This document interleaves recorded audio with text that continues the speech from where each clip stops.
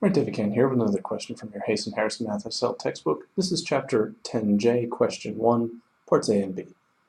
We're told that the sine of an angle is 4/5, and the cosine of the same angle is 3/5. We want to use this information to find the values of the sine of twice that angle and the cosine of twice that angle. Now, we don't know what this angle is, but sine is 4/5 and cosine is 3/5. 4/5 is almost 1, so I'm thinking that this might be somewhere around 75 degrees, just as a guess. If theta were 75 degrees, sine of 2 theta means the sine of 150 degrees. Cosine of 2 theta means the cosine of 150 degrees. Calculating that is not too hard with your calculator, but this question is meant to be done without a calculator. To do it, we need to take advantage of something called the double angle theorems. They are these. The sine of twice theta is equal to 2 times the sine of theta times the cosine of theta. What that means is that we can express the sine of twice the angle as products of sine and cosine of the angle on its own. So we'll take advantage of this double angle theorem to solve, part A.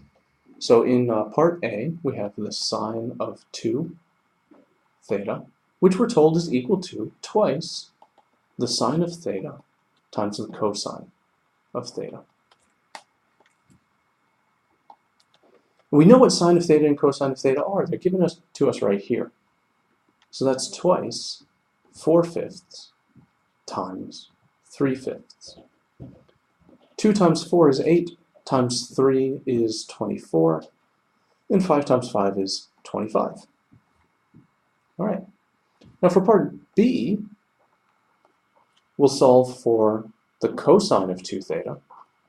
And one thing you might notice is that there are 3 different expressions for the cosine of 2 theta. In some circumstances, it's easier to use one rather than the others. But in this circumstance, they're all pretty much equally straightforward because we know what the cosine of theta and the sine of theta are. So we have enough information to solve any of the 3. So we might as well just pick one. I choose 1 take 2 sine squared of theta for no particular reason. Sine of theta is 4/5, but it's squared. Sine of theta squared is 4/5 squared. Continuing to simplify, we get 1 take 2 times 4 squared, which is 16, on 5 squared, which is 25. Continuing to simplify, 2 times 16 is 32 on 25. And I'm going to want to subtract a fraction from a whole number, so I'll express 1 as a fraction of 25, or 25 25ths.